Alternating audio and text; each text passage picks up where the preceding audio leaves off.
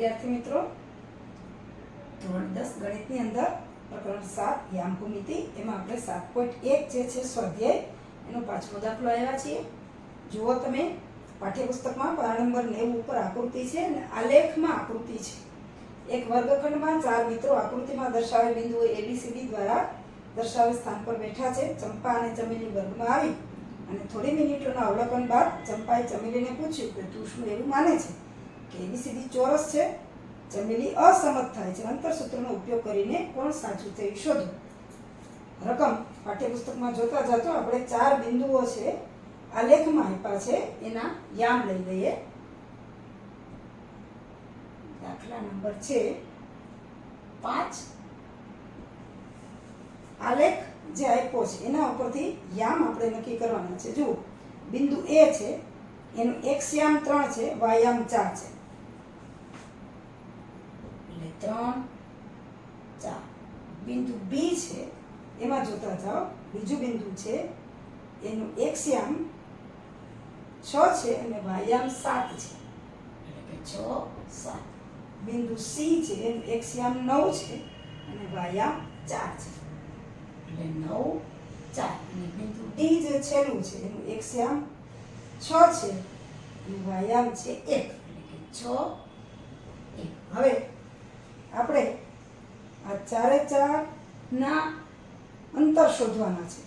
AB, BC, CD અને AD. એના ઉપરથી આપણે જોઈ શકશું અંતરસૂત્રનો ઉપયોગ કે બેનો x યામની બાદબાકીનો વર્ગ વત્તા y યામની બાદબાકીનો વર્ગ. તો પહેલા આપણે લઈએ AB વર્ગ, x યામની બાદબાકી એટલે કે 3 ઓછા 6 નો વર્ગ વત્તા 4 ઓછા 7 નો વર્ગ. તો AB વર્ગ 3 ઓછા 6 એટલે -3 નો વર્ગ અને 4 ઓછા 7 એટલે એમાં પણ -3 નો વર્ગ, એટલે AB વર્ગ -3 નો વર્ગ 9, અહીંયા પણ 9, એટલે AB વર્ગ બરાબર 18 અને તેથી AB બરાબર વર્ગમૂળમાં 18 અને AB બરાબર વર્ગમૂળમાં 18 એટલે આપણને ખબર છે કે 9 ગુણ્યા 2 થાય એટલે 9 નું વર્ગમૂળ 3 વર્ગમૂળ 2.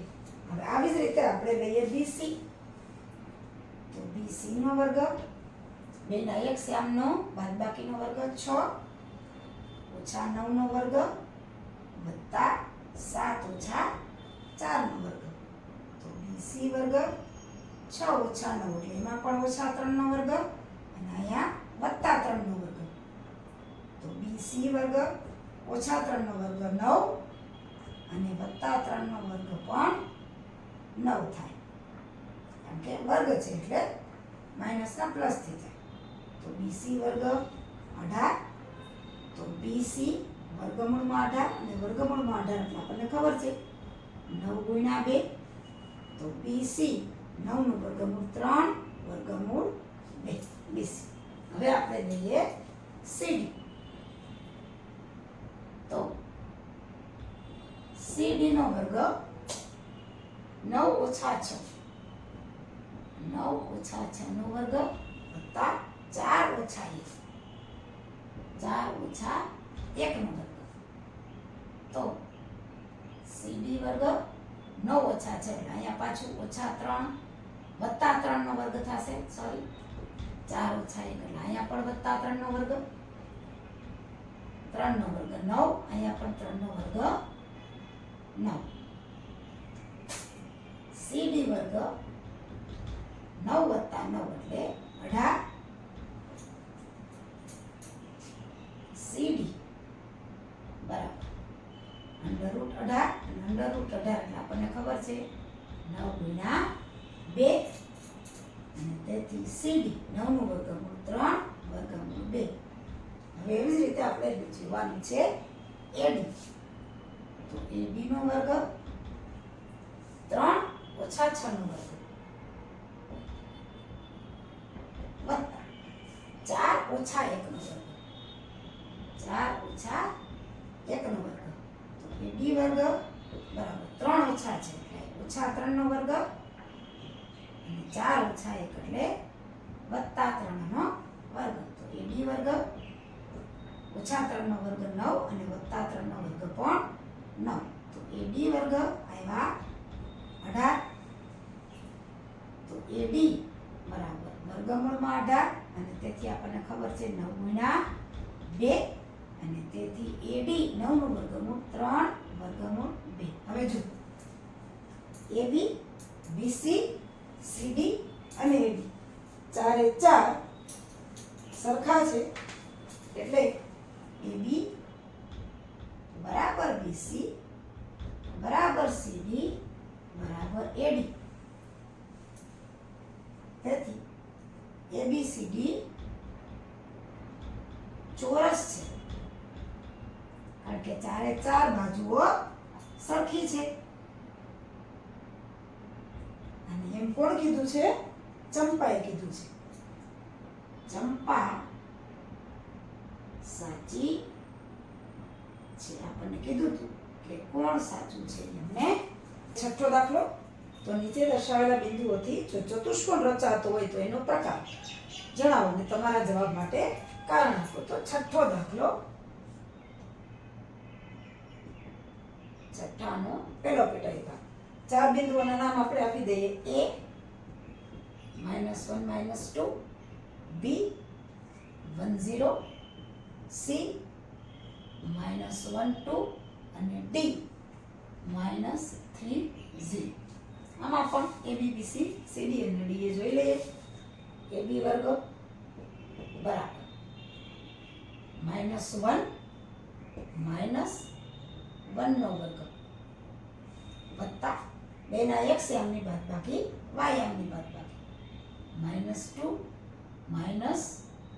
-0 નો વર્ગ. AB વર્ગ -1 -1 નો વર્ગ -2 -0 નો વર્ગ એટલે AB વર્ગ -1 -1 એટલે -2 નો વર્ગ અને અહીંયા પણ -2 નો વર્ગ. તો AB વર્ગ -2 નો વર્ગ માઇનસ નો વર્ગ પ્લસ થાય અને અહીંયા પણ માઇનસ નો વર્ગ પ્લસ થાય. AB વર્ગ બરાબર 8, AB બરાબર વર્ગમૂળ 8 અને વર્ગમૂળ 8 એટલે આપણને ખબર છે 4 ગુણ્યા 2 થાય એટલે AB 4 નું વર્ગમૂળ 2 વર્ગમૂળ 2. હવે આપણે લઈએ BC. સૂત્ર પ્રમાણે 2 ના x યામની બાદબાકી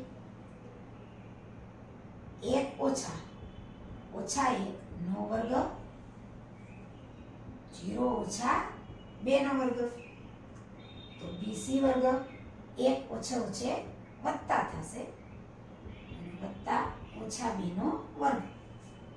તો BC વર્ગ 1 વત્તા 1 એટલે 2 નો વર્ગ અને અહીંયા ઓછા 2 નો વર્ગ 4 અને અહીંયા પણ 4 ઓછા ગુણ્યા ઓછા એટલે વત્તા થાય એટલે BC વર્ગ 8 અને તેથી BC બરાબર વર્ગમૂળ 8 અને તેથી આપણને ખબર છે 4 ગુણ્યા 2 અને તેથી BC બરાબર 2 વર્ગમૂળ 2. હવે આપણે લઈએ CD નો વર્ગ -1 -3 -1 -3 નો વર્ગ 2 ઓછા 0 વત્તા 2 ઓછા 0 નો વર્ગ. તો CD વર્ગ બરાબર -1 પ્લસ 3 નો વર્ગ 2 -0 2 નો વર્ગ. CD વર્ગ -1 પ્લસ 3 એટલે પ્લસ 2 2 નો વર્ગ અહીંયા પણ 2 નો વર્ગ એટલે CD વર્ગ 4 વત્તા 4 ઓની જેમ જ CD વર્ગ 8 અને તેથી CD બરાબર વર્ગમૂળ 8 અને વર્ગમૂળ એટલે આપણને ખબર છે 4 ગુણ્યા 2 એટલે કે CD બરાબર 2 વર્ગમૂળ 2. આ આપણે હવે આપણે લઈએ છીએ AD વર્ગ -1 -3 -1 -3 નો વર્ગ વત્તા -2 0 -2 -0 નો વર્ગ. AD વર્ગ -1 પ્લસ 3 નો વર્ગ ઓછા 2 ઓછા 0 એટલે ઓછા 2 નો વર્ગ. AD વર્ગ -1 પ્લસ 3 એટલે પ્લસ 2 અને અહીંયા -2. તો AD વર્ગ 4, અહીંયા પણ 4, તો AD વર્ગ 8. તો AD બરાબર વર્ગમૂળમાં 8 ને આપણને ખબર છે કે 8 એટલે 4 વર્ગમૂળ 2, એટલે કે AD બરાબર 2 વર્ગમૂળ 2. જુઓ મિત્રો બધા, AB, BC, CD અને AD ચારે ચાર સરખા છે, એટલે કે આ ચોરસ છે. જે આકૃતિ છે એ ચોરસ છે. આપેલા બિંદુઓથી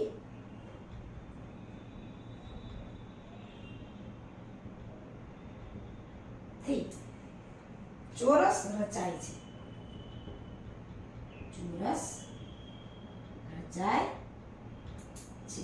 આપણને કીધું છે કે કારણ આપો. કારણ એ કે AB બરાબર BC બરાબર CD બરાબર AD છે. AB, BC, CD અને AD છે, એટલે કે ચોરસ રચાય છે. બીજો પેટા વિભાગ લઈએ. -3, 5, 3, 1, 0, 3, -1, -4 જોઈ લઈએ. બિંદુ A છે -3, 5, B 3, 1, C 0, 3 અને D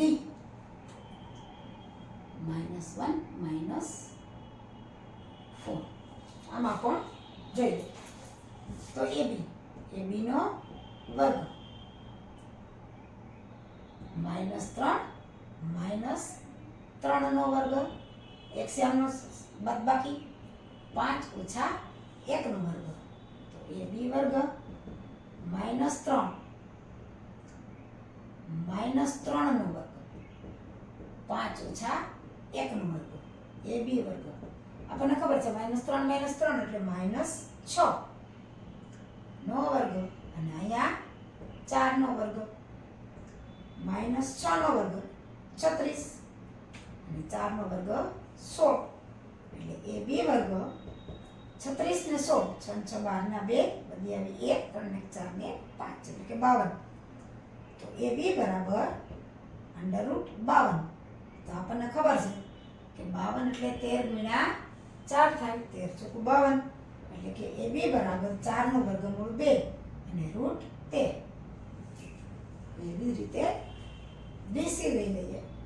તો BC વર્ગ 3 - 0 નો વર્ગ, 3 - 0 નો વર્ગ, 1 - 3 નો વર્ગ, 1 - 3 નો વર્ગ. તો BC વર્ગ 3 - 0 એટલે 3 નો વર્ગ, 1 - 3 એટલે કે -2 નો વર્ગ. BC વર્ગ 3 નો વર્ગ 9 - 2 નો વર્ગ 4, એટલે BC વર્ગ 13. તો BC બરાબર √13. હવે આપણે લઈએ CD.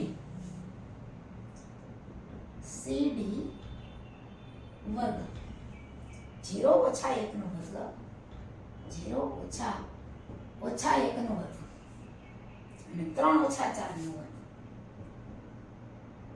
3 મોટો કૌંસ લેશું, -4 નો વર્ગ.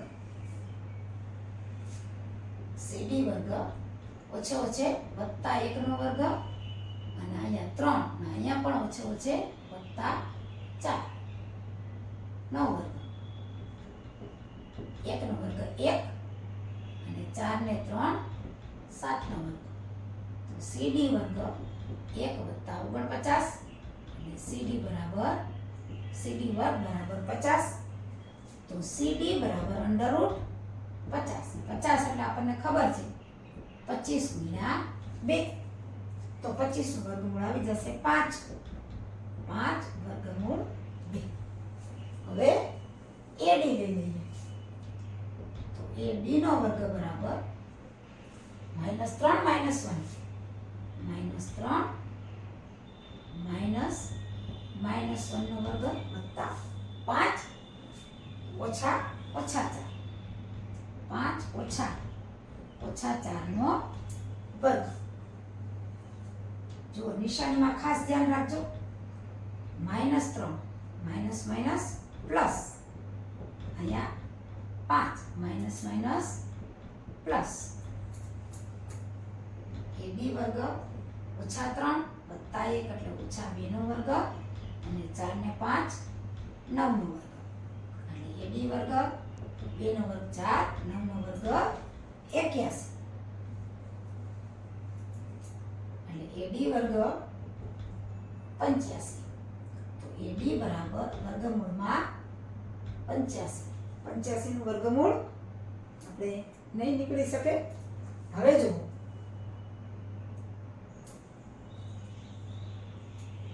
AB BC CD અને AD કોઈ પણ બાજુ સરખી નથી એટલે કે ચતુષ્કોણ રચાતો નથી. ચતુષ્કોણ રચાતો નથી એનું કારણ એ છે કે AB is not BC is not CD અને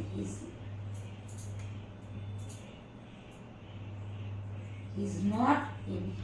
ચારમાંથી એક કોઈ બાજુ સરખી નથી એટલે કે આ ચતુષ્કોણ રચાતો નથી. ત્રીજો વિભાગ લઈએ તો 4 બિંદુઓ આપ્યા છે. A 4 5 B 7 6 C 4 3 અને D 1 2 4 5 7 6 4 3 અને 1 2 જોઈએ. હવે AB વર્ગ એટલે 4 ઓછા 7 નો વર્ગ 5 ઓછા 6 નો વર્ગ તો AB વર્ગ 4 ઓછા 7 એટલે ઓછા 3 નો વર્ગ 5 માંથી 6 જાય એટલે ઓછા 1 નો વર્ગ AB વર્ગ 9 અને વત્તા 1 એટલે AB વર્ગ બરાબર 10 તો AB બરાબર અંડરરૂટ 10 એનું વર્ગમૂળ નહીં નીકળે. હવે BC લઈ લઈએ તો BC વર્ગ 7 ઓછા 4 નો વર્ગ વત્તા 6 ઓછા 3 નો વર્ગ તો BC વર્ગ 7 માંથી 4 જાય તો 3 નો વર્ગ 6 માંથી 3 જાય તો અહીંયા પણ 3 નો વર્ગ BC વર્ગ 9 BC વર્ગ 9 ને 9 18 તેથી BC બરાબર અંડરરૂટ 18 ને આપણને ખબર છે 18 એટલે 9 ગુણ્યા 2 અને તેથી BC 9 નું વર્ગમૂળ 3 વર્ગમૂળ 2. હવે આપણે લઈએ CD તો CD નો વર્ગ 4 ઓછા 1 નો વર્ગ વત્તા 3 ઓછા 2 નો વર્ગ 3 ઓછા 2 નો વર્ગ CD વર્ગ 4 ઓછા 1 એટલે 3 નો વર્ગ 3 ઓછા 2 એટલે 1 નો વર્ગ તો CD વર્ગ 3 નો વર્ગ 9 1 નો વર્ગ 1 તો CD વર્ગ 10 અને તેથી CD બરાબર અંડરરૂટ 10 એનું પણ વર્ગમૂળ નહીં. હવે લઈએ AD વર્ગ 4 ઓછા 1 નો વર્ગ વત્તા 5 ઓછા 2 નો વર્ગ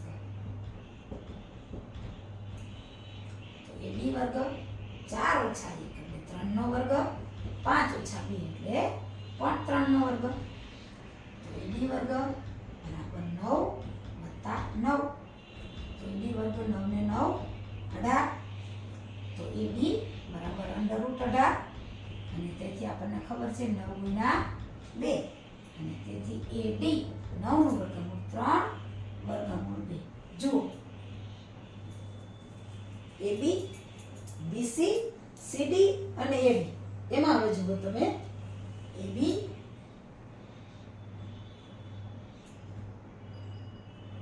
આ જે આકૃતિ છે એમાં સામસામેની બાજુઓ સરખી છે એટલે આ સમાંતર બાજુ ચતુષ્કોણ રચાય છે. કારણ કે એ બી અને સીડી સરખા છે. એ બી બરાબર સીડી અને બીસી બરાબર એડી આપેલા છે. એટલે કે સામસામેની બાજુઓ સરખી છે એટલે સમાંતર બાજુ ચતુષ્કોણ